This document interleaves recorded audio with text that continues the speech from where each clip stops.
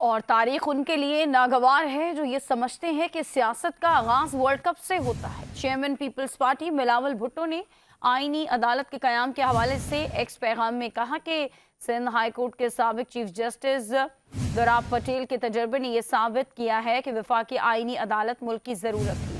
Justice Patel نے آئینی عدالت کا خیال اپنے ساتھیوں سے شیئر کیا جو ان سے متفق تھے، اور انہوں نے عاصمہ جہانگیر اور اے رحمان سے یہ مشورہ کیا تھا۔ تاریخ ان کے لیے ناگوار ہے جو سیاست کا عروج بانی پی ٹی آئی اور فیض حمید کا انقلاب سمجھتے ہیں۔